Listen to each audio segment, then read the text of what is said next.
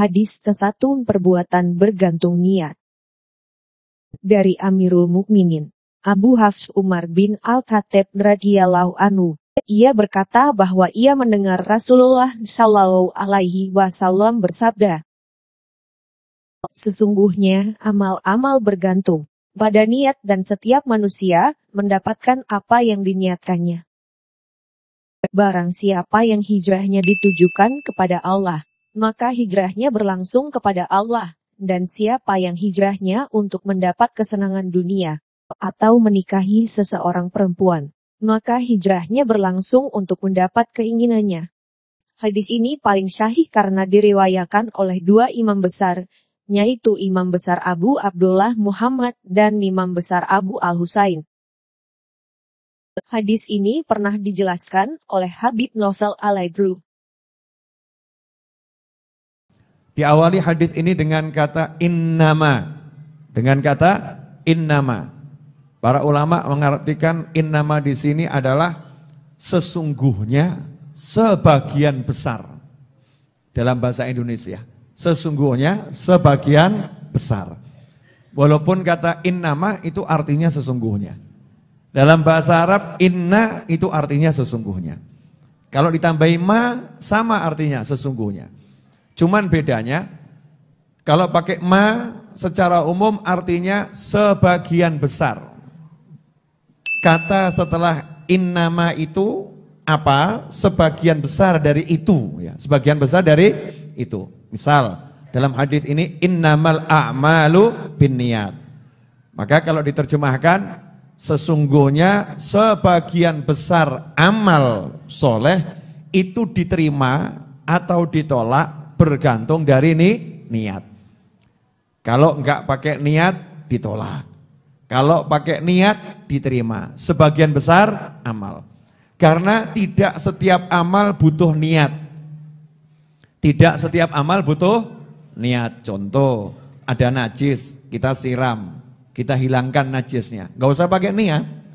Itu amalnya sah. Yang penting najisnya hilang.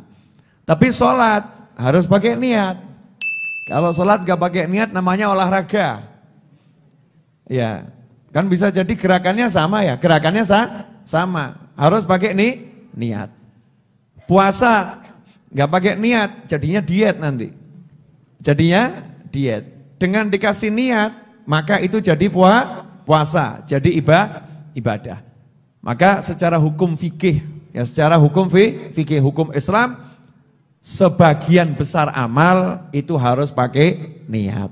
Tapi ada amal-amal yang tidak harus pakai niat. Tentunya ini amal yang soleh. Kalau amal yang salah, ya walaupun niatnya benar, ya tetap salah. Contoh, daripada dicuri orang lain, lebih baik saya yang curi Ustadz. Kalau saya yang curi nanti bisa saya buat bantu pondoknya Ustadz. Luar biasa. Ini maling dermawan ini.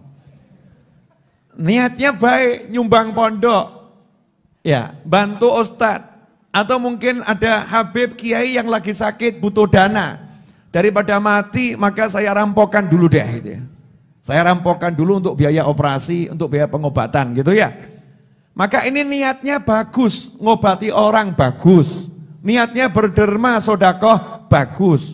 Tapi malingnya salah, ngerampoknya salah. Maka ngerampok maling itu tadi tidak bisa jadi halal gara-gara niat yang baik. Gak bisa.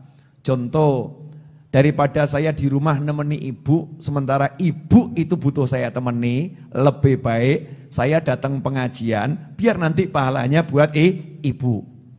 Datang pengajian betul pahalanya buat ibu. Tapi kalau ibumu minta ditemani, kamu wajib nemeni ibumu. Kamu nggak bisa menjadikan pengajian ini menjadi sesuatu yang legal atau melegalkan perbuatanmu meninggalkan ibumu.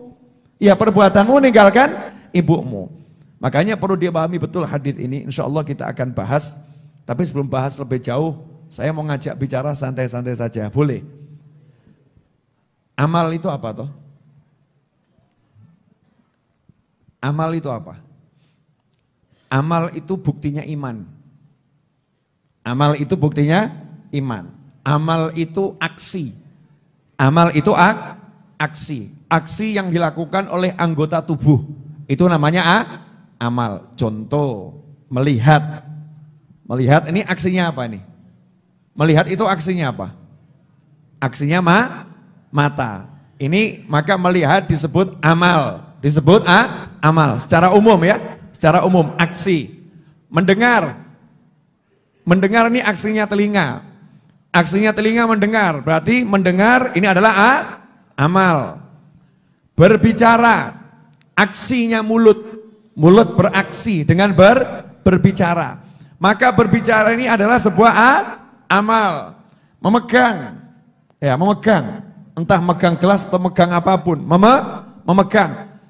Ini adalah aksinya tangan. Maka memegang ini adalah sebuah amal. Makan. Banyak aksi kalau makan. Aksinya mulut, aksinya perut. Aksinya mulut, aksinya perut. Maka di sini dikatakan makan itu amalnya mulut dan juga amalnya perut. Makan. Kemudian kalau berhenti beraksi, namanya tidur. Tidur kan nggak beraksi ya. Mematikan tangan, mematikan anggota tubuh, merem. Ya, mau tidur. Maka tidur ini berhenti beraksi itu juga amal. Yang jadi masalah dalam hadits innamal a'malu binniyat, yang dimaksud adalah amal soleh.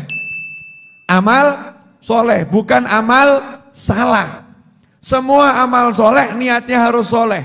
Semua amal soleh niatnya harus baik. Kalau nggak pakai niat yang baik jadinya salah. Amal soleh niatnya nggak soleh jadinya salah. Contoh, Bu, Ibu, ya, Ibu membaca Al-Quran, bagus enggak? Bagus enggak? Bagus ya Bu ya. Tapi kalau niatnya begini, mudah-mudahan berkat saya baca Al-Quran, suami saya cepat mati. Biar saya bisa nikah lagi. Tawasul dengan bacaan Al-Qur'annya biar suaminya cepat mati. Jangan ditiru ya. Ini kira-kira niatnya baik atau buruk ini? Masya Allah, pembunuh bersyariat. Iya, pembunuh bersyariat. Pakai syariat untuk membunuh suaminya. Tidak terdeteksi ini.